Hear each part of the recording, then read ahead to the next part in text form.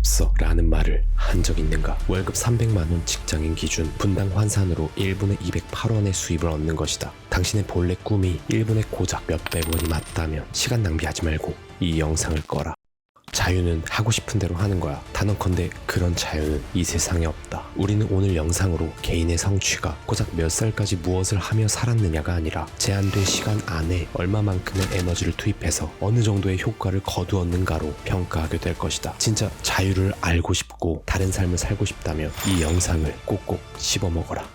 10분 안에 책 한 권. 안녕하세요, 장독대입니다. 현대인은 나이를 막론하고 시간이 없습니다. 그러나 뒤집어서 생각해볼까요? 우리가 진짜 시간이 없는 것이 맞을까요? 더 효율적이고 더 간단하게 바뀌는 시대에 정말 더 시간이 없어진 걸까요? 시릴 파킨슨의 어떤 일이든 주어진 시간이 소진될 때까지 늘어진다 라는 말을 와튼스쿨에서는 이렇게 해석했습니다. 효율이 낮은 까닭은 시간이 너무 많기 때문이다. 즉 효율도 중요하지만 효과가 더 중요하다는 얘기겠죠. 역설적으로 우리는 더 많아진 시간으로 인해 더 시간이 없다고 느낀다는 것으로 해석됩니다. 시간이 돈이고 시간이 금이라고 말하지만 그건 진짜 자유를 깨달은 사람들의 것이고 대부분의 사람들의 시간은 돈도 금도 아니라는 거죠. 시간이 복리로 작용하는 사람들은 이것을 알고 있습니다. 내가 받은 도움 80%는 내 친구 20%로부터 얻은 것이다. 내 성장의 80%는 내가 한 일 20%에서 비롯되었다. 이렇게 시간 자산이 복리로 작용할 때 일어나는 그 거대한 영향력을 알고 능숙하게 이용하게 될 때 우리가 시간에서 얻는 이윤이 눈덩이처럼 불어날 겁니다. 그러면 자연스럽게 우리는 태도가 달라집니다.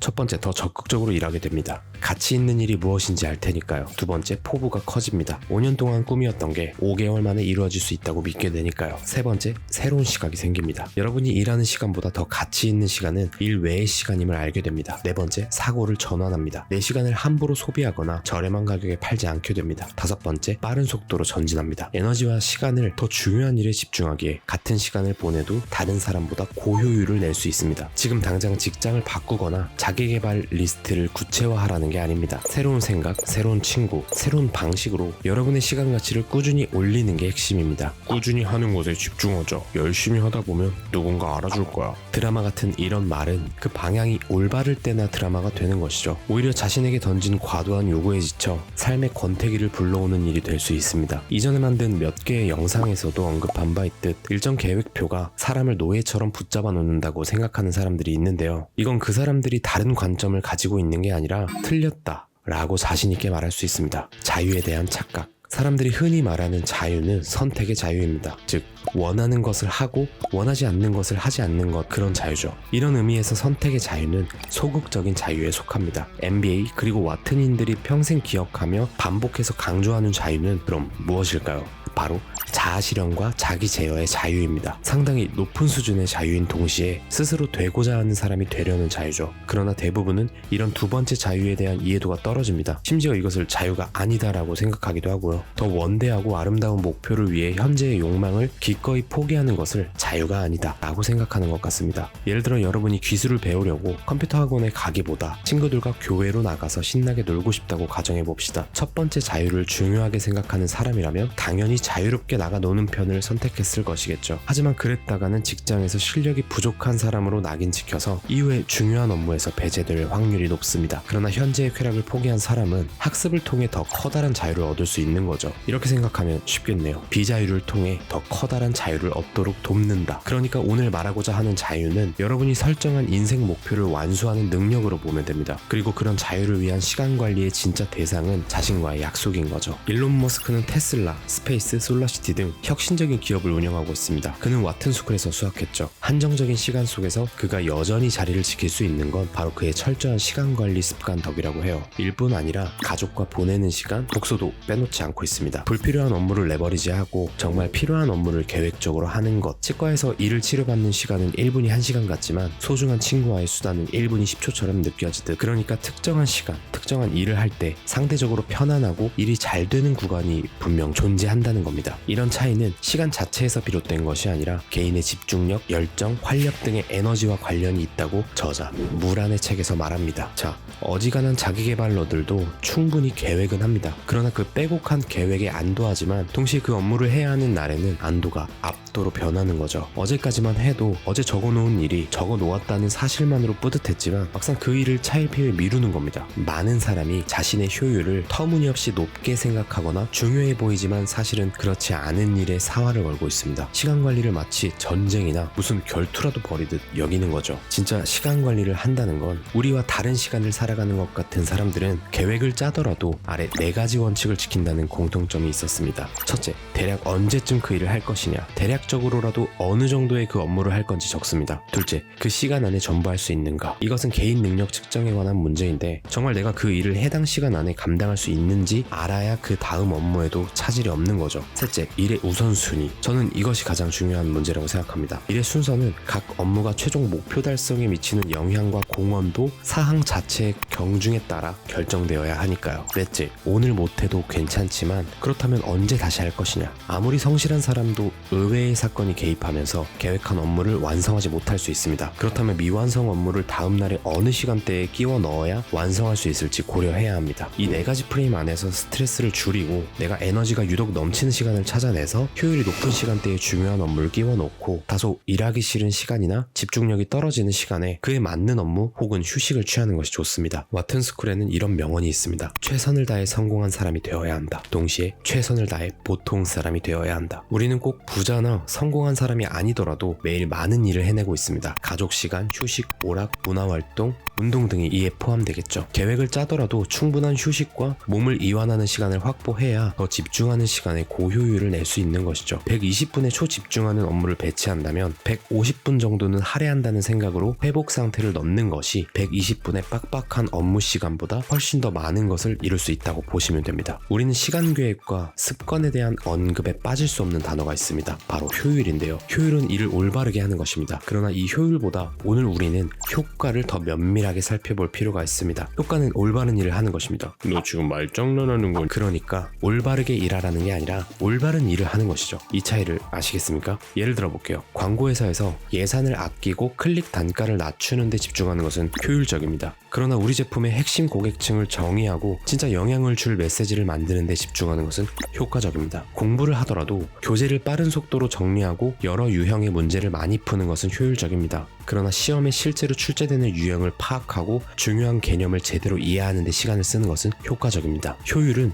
주어진 틀 안에서 잘하면 됩니다. 그러나 효과는 틀 자체를 올바르게 잡아가는 것부터가 시작이죠. 그러니까 하던 일을 잠시 멈추는 것도 좋은 선택일 때가 있습니다. 당연히 이 2가지를 모두 향상시키는 것이 최고겠죠. 우리가 살면서 가장 슬픈 일은요, 원했던 결과에 도달하지 못했을 때가 아닙니다. 그보다는 내 노력이 무의미했음을 깨달았을 때, 그때 효율과 효과를 저하할 뿐 아니라 우리의 동력은 상실하게 됩니다. 그래서 효과를 잘 이해하고 효율마저 올렸을 때 제가 처음 얘기했던 것처럼 하나를 들여서 여러 개를 얻는 법을 알게 되고 20%의 긍정 에너지가 80%의 영향을 미치며 더 많은 성과를 얻게 되는 겁니다. 대부분 이런 2080 법칙을 잘 알고는 있지만 생활에 있어 어떻게 영향을 끼치는지는 잘 모르시더라고요. 나 그 치약 써봤는데 20%는 행동이 결과를 만든다고 생각합니다. 80%는 지식이 곧 힘이라고 생각합니다. 20%는 미래를 계획합니다. 80%는 아침에 일어나면 그날 일을 생각합니다. 20%는 머리를 써서 돈을 벌고 80%는 몸을 써서 돈을 법니다. 20%의 사람은 구체적인 목표가 있지만 80%의 사람은 일주일의 목표도 없습니다. 이처럼 2080 법칙은 어렵거나 고차원적이지 않죠. 오히려 그 의미는 매우 단순합니다. 우리가 쉽게 할 수 없을 뿐이죠. 이걸 쉽게 할 수 있게 되면 우리는 급한 일이 아니라 중요한 일을 할 수 있게 됩니다. 업무를 최소화하는 데 있어서는 종이와 펜만 있으면 됩니다. 캘린더가 필요하고 다이어리가 필요하고 앱을 깔고 이상한 다꾸를 하라는 게 아니죠. 이왕이면 작은 노트에 어떤 곳에서도 쓸 수 있는 그런 간단한 도구로 할 일을 적습니다. 먼저 일을 하고 적는 것도 저는 추천하는 편이에요. 컴퓨터도 부팅 시간이 필요하듯 적는 것 자체에 있어 시간이 많이 소모될 거라 여기지만 그 사유의 과정에서도 우리는 더 체계적인 모습으로 변한다고 합니다. 그러다 그 업무들이 하나하나 지워지면 생각보다 큰 성취감을 느낄 수도 있고요. 정작 중요한 일을 미루고 있는 것도 발견합니다. 그러다 보면 매번 같은 일을 하는 업무들이 보입니다. 즉 예측할 수 있는 활동이 보일 테고요. 반대로 미루는 습관이 확인됩니다. 토론장에서는 뭘 알아야 토론을 하고 강의장에서도 뭘 알아야 질문을 하는데 제대로 계획을 해보고 타성에 젖어 봐야 내가 무엇이 부족하고 어떤 관성이 있는지를 알 수 있다는 겁니다. 제가 살면서 못해도 한 20명에게 이런 노트를 선물해 본 것 같아요. 근데 절대 계획하지 않아요. 게을러서일까요? 아닙니다. 그들은 몰라요. 당장 오늘 오후에 예약한 미용실에 늦을 것을 두려워하면 두려워했지 잔인하게 드러나는 나의 일과를 적는 것이 가져다주는 궁극기는 평생 모른다는 거예요. 펜실베니아 대학의 심리학자인 라말레이자 교수는 할 일이 있으면서도 최대한 느리게 움직이면서 하지 않는 경향이 일종의 병이라고 단정했습니다. 병명은 만성 꾸물거림증. 지어내는 거 아니야? 미국에서 성인 약 20%가 만성 꾸물거림증 환자라고 합니다. 특히 대학교에서 제출 기간이 꽤 넉넉한 편인데도 학생들은 과제를 미루다가 제출 마감 전날이 되어 밤을 새우곤 하는 것처럼요. 충분한 시간이 주어져도 전혀 관계없는 일들로 바쁘게 지내다 마감이 다가오면 세상 누구보다 바쁜 사람이 되는 것이죠. 그 할 일 자체가 우리의 뇌에 에너지장을 만들어준다고 합니다. 할 일을 직시하고 심리적 부담을 내려놔야 이 병을 극복할 수 있습니다. 예를 들어 기계 조립 프로세스를 만들어야 하는 과제가 있다면 이 일을 한 번에 해야 한다는 생각만으로도 우리는 마음이 무거워지겠죠. 기계 조립 프로세스 만들기라는 것은 작업의 시작이 아니라 그냥 목표일 뿐이니까 적는다고 무엇이 변하지도 않습니다. 정말 이것을 빠르게 끝내고 싶은 마음이 있다면 목표를 적고 나서 바로 실행을 하는 것뿐입니다. 적는 것도 실행입니다. 단 잘 적어야겠죠. 예를 들면 기계 구조 초안 그리기를 적어둔다면 하나의 작업을 완성하고 다음 작업이 더 선명해집니다. 이런 식으로 작업 하나가 다음 작업을 뒷받침하면서 목표로 나아가기도 하고 성취감도 맛볼 수 있습니다. 가령 제가 책 읽기가 목표라면 저는 책상에 가만히 앉아있지 못하는 제 자신을 너무나 잘 알았기 때문에 책상에 앉아서 30분 만화책 보기로 시작했습니다. 처음부터 코스모스 한 권 완독, 총균세 완독 이 목표였다면 저는 평생 책을 읽지 못했을 겁니다. 책상에 앉는 시간을 늘리고 조금 긴장이 덜어질 쯤 조금씩 소설도 읽어보고 평소 공부하고 싶었던 책도 흥미로운 단락만이라도 읽어보면서 점점 책과 친해지기에 앞서 책상에 앉는 시간을 늘리는 것 그것만으로도 저는 많은 성취감을 느꼈습니다. 나아가 점점 일을 간소화할 수 있게 된 거죠. 적는 시간보다 그냥 행동하면 되는 거 아닌가? 맞습니다. 근데 그게 잘 되지도 않을 뿐더러 그게 정말 효율뿐 아니라 효과도 좋다면 다행이겠죠. 고효율, 고효과를 내는 사람들은 시간관리 자체가 곧 행동관리라는 사실을 알고 있습니다. 자신의 감정을 더 잘 다스릴 수 있고 예고되지 않은 사건에도 흔들리지 않습니다. 흔히 지혜로운 사람을 두고 미래를 통찰한다고 말하지만 진짜 지혜로운 사람은 자신이 미래를 정확히 통찰할 수 없음을 아는 사람입니다. 우리의 일과 생활에는 수많은 잡무가 가득합니다. 집안일, 메모 정리, 영수증 처리, 기획서 작성, 컴퓨터 파일 정리, 이메일 정리, 메시지 답변 등 여러분의 머릿속을 휘젓고 다닐 겁니다. 정작 중요한 업무를 해야 할 시간에 이런 잡무들을 하다가 본연의 업무에는 집중도 못할 겁니다. AS 전화 걸기, 약 처방 받기, 직원과의 상담 등 정말 중요한 일일 수도 있지만 아까 말한 본연의 업무와 구분했을 때 이런 것들은 말 그대로 잡무입니다. 자, 그럼 어떻게 정리를 하면 좋을지 설명을 드릴게요. 먼저 역할과 약속을 이해해야 합니다. 안부나 약속, 공과금 납부, 가전수리나 예약한 식당 체크, 옷장 정리, 책장 재배치, 집안 대소사는 모두 잡무입니다. 휴대폰, 메모지 아니면 저와 같은 주머니에 들어갈 만한 사이즈의 작은 포켓노트를 준비합니다. 하루의 대부분은 이 잡무를 기록하는 데 써야 하는 거죠. 잡무를 포착하는 능력이 강한 사람일수록 뇌 안의 단기 기억 영역에 부담이 감소하고 스트레스도 같이 줄어듭니다. 그거 쓰는 게 더 일이 아니냐고요. 첫째, 정기적 기록. 중요한 일을 끝냄과 동시에 잡무를 기록하는 습관을 들입니다. 쓰레기와 음식물이 널브러진 책상에서 집중하는 것보다 깔끔한 책상에서 새로운 일을 하는 게 더 좋듯 이것 자체만으로도 스트레스가 날아갈 거예요. 둘째, 최대한 단순하게. 도구는 하나로 통일하세요. 휴대폰에도 캘린더에도 메모지에도 노트에도 모두 적어놓고 어디서든 보려고 한다면 그 일은 그 일 자체에 압도되어 포기하게 됩니다. 그리고 저처럼 노트가 편할 수도 있지만 휴대폰이 편하신 분들은 그렇게 하셔도 괜찮습니다. 모든 도구는 각각의 장단점이 있으니까요. 이런 일은 또 하나의 일이라 생각하기보다 내가 미처 놓칠 수 있는 일을 해결해주는 두 번째 뇌를 세팅하는 거라고 생각하시면 됩니다. 이게 익숙해지고 꾸준해지고 그로 인해 성과가 나온다면 분명히 주변에서 이렇게 묻는 사람들이 생깁니다. 어떻게 그 많은 일들을 하냐?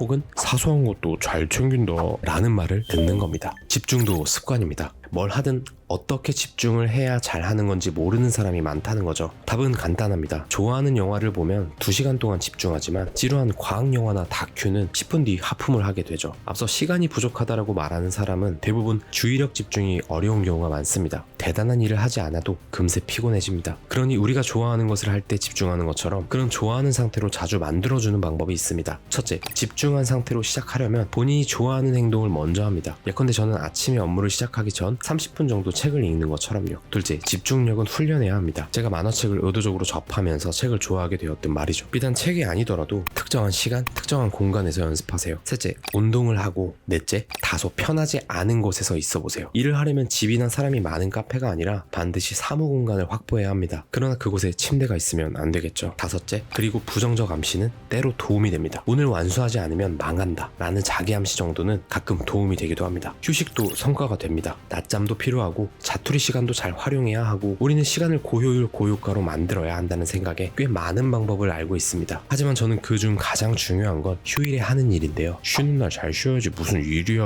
어차피 잠을 많이 자고 푹 쉬어도 출근할 날이 오면 심신의 피로감은 다시 솟아납니다. 쉬는 날을 충분히 휴식하면서도 의미 있게 보내려면 3분할 법칙을 사용해야 합니다. 첫 번째, 즐거움을 찾는 시간. 조금은 부족한 계획에 여행을 가는 겁니다. 경험상 너무 완벽한 계획은 기분이 상해서 돌아올 수도 있으니까요. 두 번째, 못했던 일을 하는 시간. 청소, 개인 건강관리, 재테크 등 휴일에 3분의 1 정도만 투자하면 휴일이 더 편해집니다. 세 번째, 성장과 발전을 위한 시간. 책을 봐도 좋고 강좌 등 일과는 무관한 발전을 위한 시간에 투자해보세요. 이 세 가지를 휴일에 할 수 있다면 일상의 업무도 처리하지만 마음도 안정시켜 일과 생활의 균형을 맞추기가 좋습니다. 여기서 번번한 만남과 무의미한 초대, 굳이 만날 필요 없는 접대 등은 과감하게 버리셔야 합니다. 일단 만나서 얘기하면 좋을 것 같다의 종류는 보통 내가 생각한 것보다 급한 경우는 잘 없습니다. 본인은 급할 수 있겠지만 정말 급하다면 본론을 얘기해야죠. 저는 이런 만남은 예의 있게 거르는 편입니다. 여러분은 모든 일을 전부 해낼 수 없습니다. 그런 믿음과 히어로 같은 정신은 시간이 지날수록 여러분을 주연이 아닌 조연으로 만드는 악습이죠. 정말 우리가 생각하는 주연과 히어로들은 자신이 지금 해야 할 일과 하지 않아야 할 일을 명확하게 알고 딱 서 있어야 하는 그 자리에만 있습니다. 정말 시간이 부족하다라고 말하는 사람들은 시간을 가장 가치 있는 일에 사용하지 않을 확률이 많습니다. 계획을 세우다 시간이 다 간다고요. 사람들이 계획과 검토를 싫어하는 이유가 뭘까요? 시간을 많이 빼앗기기 때문이겠죠. 그런데 어떻죠? 계획이 없기 때문에 무질서합니다. 그러니 더 시간이 없어지고 그러한 무질서는 영원합니다. 현대인의 삶은 늘 급하고 서두르며 혼란스럽습니다. 심리학에서는 25%의 사람만 선천적으로 체계적인 삶을 산다고 봅니다. 그러니 75%는 좀 더 노력을 해야만 하겠죠. 체계적으로 일할수록 나의 시간이 더 많아집니다. 내 만족이 크고 내적 조화를 이루기 쉽습니다. 무엇보다 내 삶을 통제할 수 있게 된다는 거겠죠. 책을 읽을 시간이 없다고 하겠지만 우리보다 더 많은 일을 해내는 사람들은요 오히려 책을 읽습니다. 그 사람들은 시간이 많아서일까요? 아니죠. 시간이 체계적이니까 같은 날 같은 시간에도 전혀 다른 밀도의 인생을 살 수 있는 겁니다. 오늘의 관리가 내일의 관리가 되고 이번 주의 관리가 다음 주의 관리가 되며 누적되고 시간 우위를 갖게 되면서 비로소 여러분의 인생은 기록에서부터 구현에 이를 겁니다. 오늘의 영상 마치겠습니다. 독수리는 40세 무렵 부리가 닳아 사냥을 멈춘다. 어떤 독수리는 그대로 굶어 죽고 어떤 독수리는 절벽에서 부리를 부딪혀 부순다. 자신의 부리를 부순 독수리는 피와 고통 속에서 새로운 부리가 돋아나기를 기다린다. 시간이 흘러 다시 부리가 자라면 더 날카로운 부리를 얻게 된다. 이것이 황골탈퇴다. 당신의 인생도 마찬가지다. 부리를 부수지 못하고 시간이 아깝다며 주저앉거나 지금 그 부리를 부숴내고 더 날카로운 자신을 찾거나